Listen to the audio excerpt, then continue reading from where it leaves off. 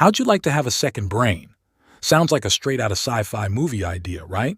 Except all the highly effective and achieving people throughout history had a second brain.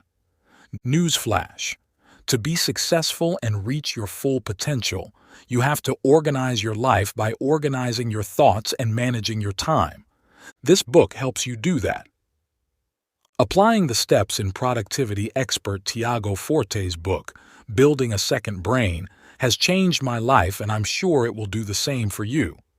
Before we continue, make sure to smash that like button and subscribe to be notified for more videos like this. Tell me, does this sound familiar? You come up with a great idea while traveling to work, but by the time you reach your desk, it's gone.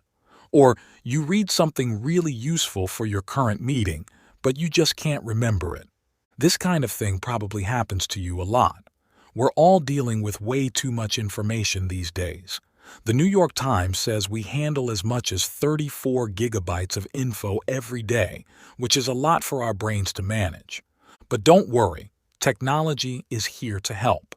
It can act like a second brain, helping us store, find, and use information really easily.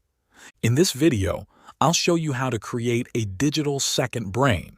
This way, your real brain can focus on deep thinking and being creative. Plus, you won't forget important stuff anymore. Sounds great, right?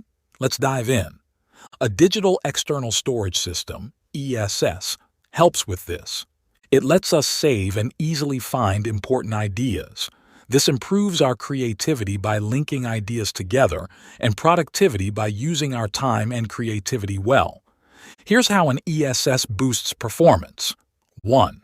Writing down ideas makes them clearer and easier to find, which helps us be more productive. 2. Reviewing everything we've saved can spark new, creative connections. 3.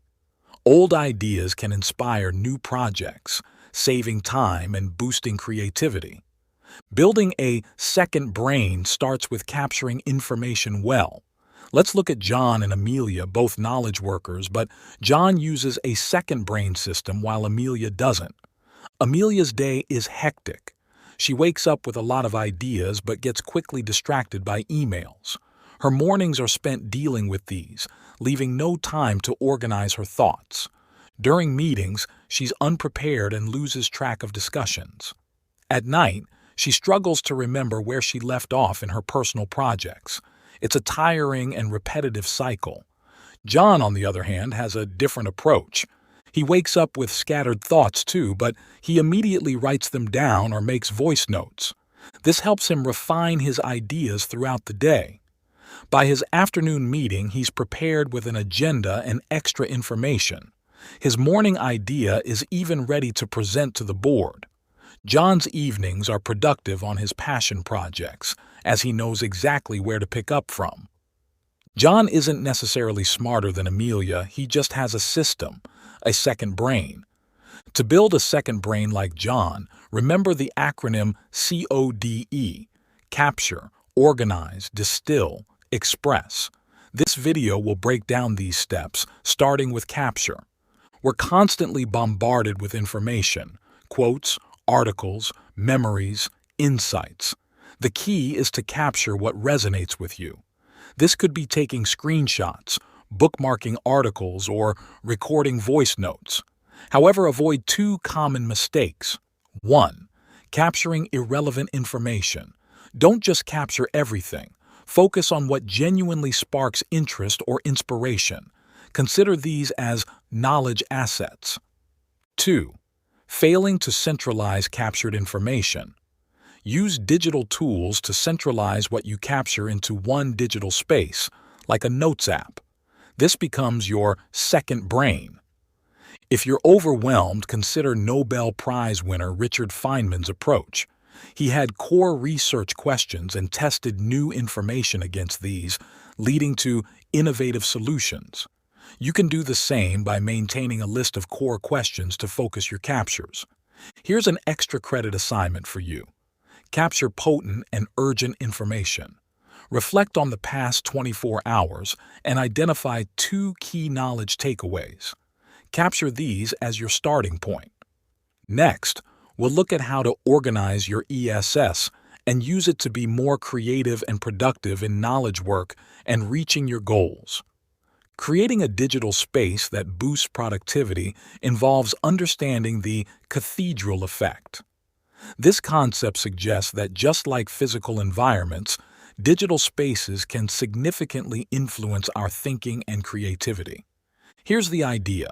The way a majestic cathedral can inspire profound thoughts, a well-organized digital space can foster better thinking and productivity. Imagine trying to focus in a cluttered, messy room compared to a clean, minimal studio. The same principle applies to your digital environment. When you're building your second brain, the next step after capturing information is to organize it. Without organization, your collected knowledge assets can become overwhelming, leading to information overload. The key is to organize these assets not just by subject, but by actionability and relevance to your goals. Think of organizing your digital space not like a library sorted by subject, but like a kitchen sorted by use and process. The PARA system can help here. PARA stands for projects, areas, resources, and archives, representing 4 domains of your second brain. 1. Projects. These are short-term objectives with deadlines like a work assignment or planning a trip. 2. Areas. These are ongoing commitments that don't have a specific end date, like personal finances or health. 3. Resources. This is for interests or topics you want to explore but haven't turned into specific projects or areas yet. 4. Archives. Here, you store completed projects, outdated areas, or interests that are no longer a priority. By organizing your digital space this way, you prioritize actionable items and keep your workspace clear of clutter. For your extra credit assignment, start by clearing out your digital workspace. Archive everything that isn't immediately necessary. This helps avoid the overwhelm of sifting through old, irrelevant files. Next, identify your current projects and assign them dedicated folders. This is the beginning of building your digital cathedral, a space that encourages productive and inspired thinking. Now listen to me carefully for this part. The concept of taking what you need and forgetting the rest is crucial in managing the information you capture. Imagine waking up with a seemingly brilliant idea, alien cucumbers, for instance, only to find it confusing or irrelevant later. This is a common issue when there's a gap between capturing information and revisiting it. The key is not just to store knowledge, but to do so in a way that it remains accessible and relevant. The code system's next step, Distill, focuses on this. It's about refining and simplifying information to its essence. This process involves several layers of distillation, each making the information more concise and focused. Here's how you might apply 4 layers of distillation. Save an article that interests you. Read it and highlight key passages. Within those passages, bold the most critical ideas and phrases. And then write an executive summary of these key ideas in a few sentences. The goal is to summarize only the parts that resonate with your objectives, making the most distilled information the most accessible. This approach allows for quicker engagement with your knowledge assets later on, saving time and effort. Consider Ken Burns, the renowned documentary filmmaker.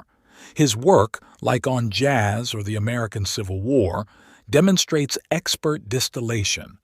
Burns uses a tiny fraction of the footage he captures, distilling countless hours into concise, impactful narratives. For your own practice in distillation, take a relaxed 30 minutes with a beverage of your choice and an article you've been wanting to read. Go through the layers of distillation, read, highlight, bold, and summarize. This exercise will help you hone your ability to distill information effectively, making your knowledge assets more usable and valuable in the long term. The final stage of the code system, is express, where you actively use the knowledge you've gathered, organized, and distilled. It's about transforming this knowledge into tangible outcomes, whether it's creating work projects, personal initiatives, side hustles, or innovative solutions. Many people find this step challenging, but there's a helpful strategy: using intermediate packets. These are small, manageable parts of a larger task, similar to how Lego pieces build into complex structures. By breaking down big projects into smaller steps, you make them more achievable and less overwhelming. This approach is common in various fields. Software developers use modules, and TV producers create pilots before committing to full seasons. Working with intermediate packets allows for easier management, enables frequent feedback, and minimizes wasted effort if changes are needed. Another advantage is reusability. Once you create an intermediate packet, like a meeting agenda or a mission statement, you can adapt it for future projects. If you've been using your second brain efficiently, you might already have several of these packets ready to use. To effectively find and reuse these packets, tagging and search functions in your digital tools are crucial. Tag your information and knowledge assets with relevant keywords. Giambattista Vico's phrase, "Verum ipsum factum," we only know what we make, encapsulates the essence of this stage. True understanding and expertise come from applying what you've learned to create something new. For your final assignment, complete a project. It doesn't have to be perfect, just finished. If you struggle to complete tasks, try starting projects that are already 80% done. This approach increases the likelihood of seeing them through to completion. Remember, the goal is to turn your captured, organized, and distilled knowledge into real-world applications and creations. In the end, the author emphasizes that there's no such thing as a perfect system or a perfect life, and offers these tips to combat this thought. To tackle perfectionism, be realistic with project goals, celebrate completion over perfection, and ignore others' judgments and enjoy moving on to new projects. Unlike other useful book summaries out there stacked with theoretical tips, this video was full of actionable steps. So make sure you save it and come back to it during the process of building your ESS or your second brain. If you found this summary helpful, check out my other video summaries for more life-changing books. Hit the notification button and subscribe to our channel. Thanks for watching.